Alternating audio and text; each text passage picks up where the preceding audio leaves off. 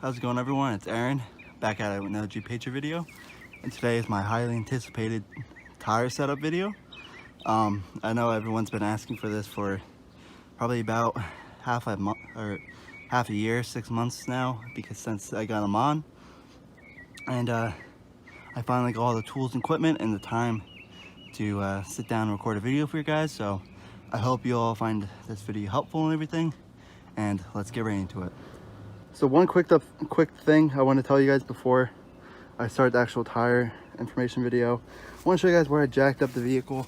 I jacked it up on that right there, and it's sitting on the jack stand on the frame. I found all this on either Jeep Patriot forums, Jeep Patriot around the world Facebook group, or the Jeep Patriot owner's manual.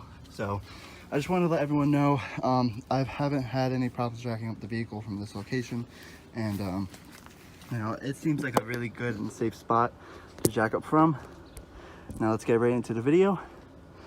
So yeah, first things first, my tires are 30 by 9.5 by 15 BF Goodrich all-terrain TA KO2s, mounted on 15 by 8 Trailmaster TM5 5865 steel rims with 3.75 back spacing.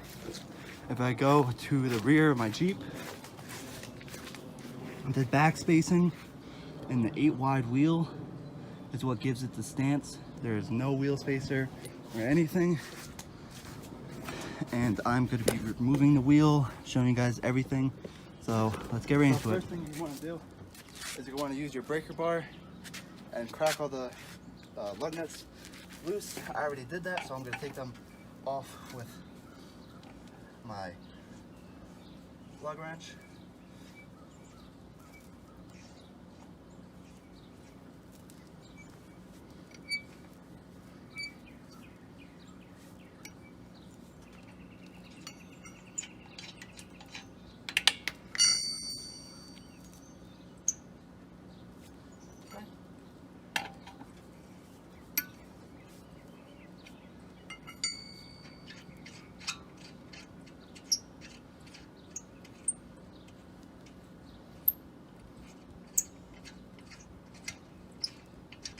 Sorry if it's going to be really boring. I just want to get this done safely and as safe as possible, because I've never actually taken a wheel off a vehicle by myself.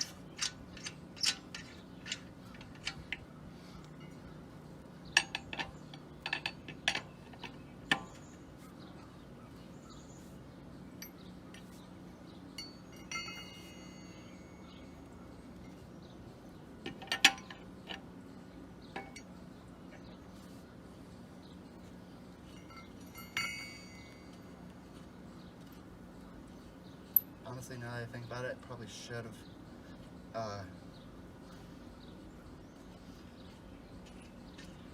have kept the lug nut up there at the top, but it's okay. Wrong size. There we go.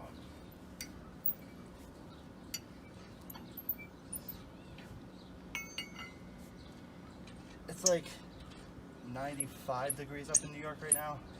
It is killer hot. So it's incredibly hot, but I wanted to get this video out for you guys. So once you guys take all your lug nuts off, grab the wheel and take it off. Now here's the tire itself. If I look at it from the side, this is what it looks like. Here is the back BF Goodrich all-terrain KO2, and it says Baja Champion and shit, and it says tire size somewhere on here, if I can find it. Oh yeah, 30 by 9.5 by 15 right there. That's the wheel, the back, that's the wheel from the front. So that's that. Now let me just set this wheel down over here. So let me guys get you a closer look at everything I had to cut out and modify to make these fit with stock suspension. Yes, it's stock suspension. And yeah, so let's get in a closer look. And yeah, sorry if I seem really out of breath and everything during the video. Like I said, It's incredibly hot.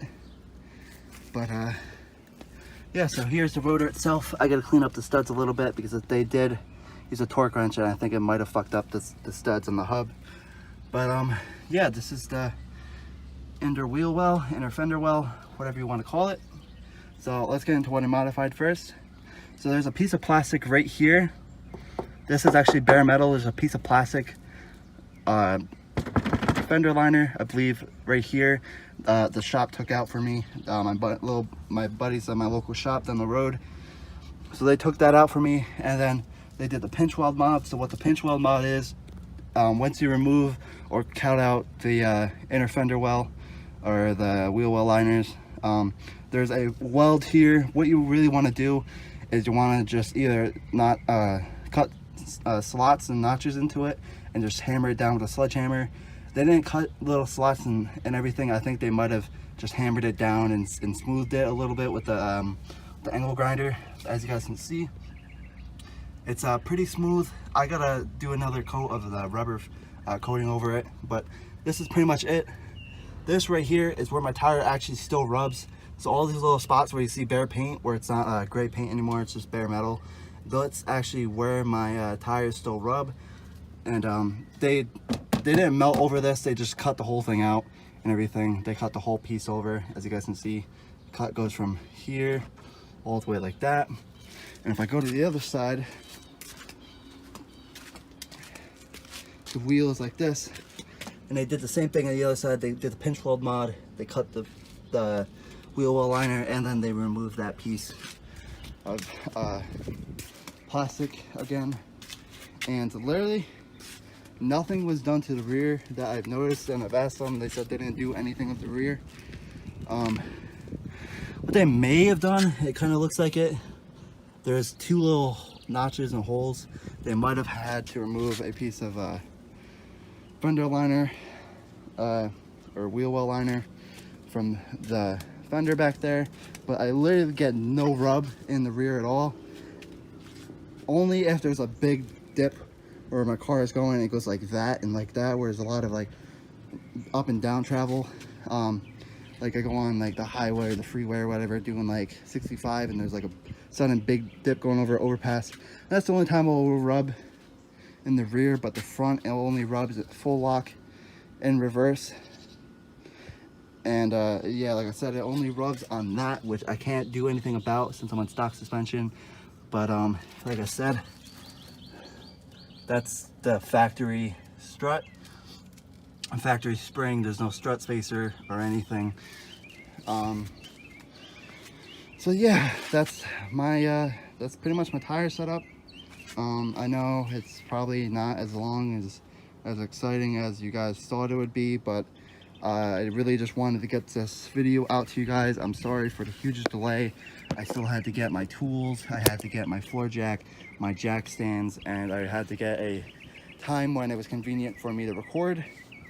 But like I said, what you're going to want to do is you're just going to put the wheel back on, and you're going to want to just torque it down to 100 foot-pounds of torque.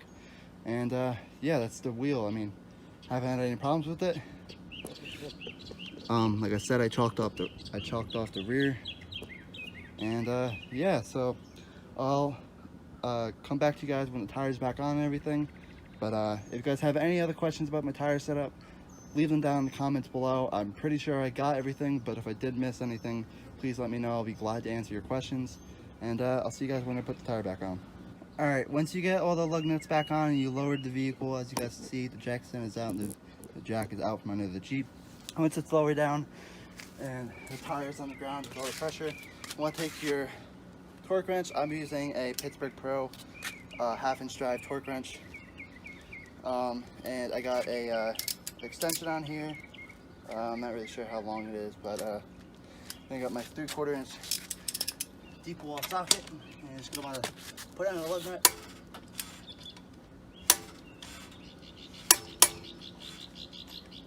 Just torque down.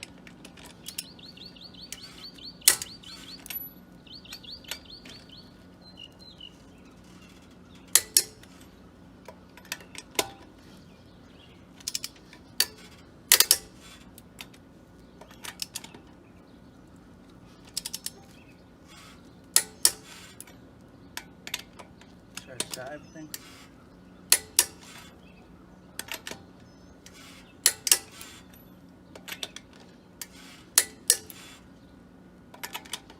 Just tighten everything for sure.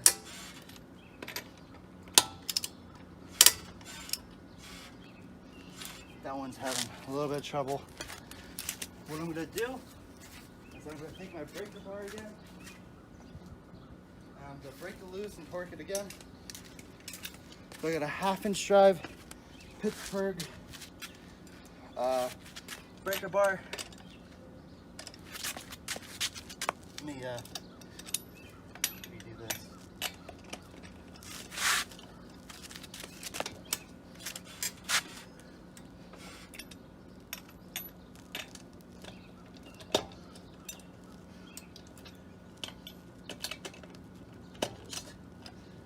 Break it so it's loose. Let me go get my torque wrench again.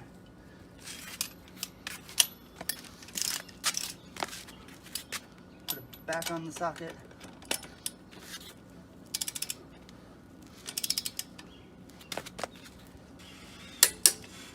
That's torqued down, and that's how you do it. I think my buddies at the local shop used the impact gun to torque down the bolts, and that's why the threads are all fucked up and why it wasn't torquing down properly. So I think the studs on the wheel hub are damaged. So I'm gonna have to talk to them about that, because I know I've torqued down my wheels before. It did not sound like that, and I definitely know they should not look like that. So I hope you all have enjoyed. Like I said, leave a like and comment if you guys have any other questions about my tire setup, and I'll see you all later. Peace out.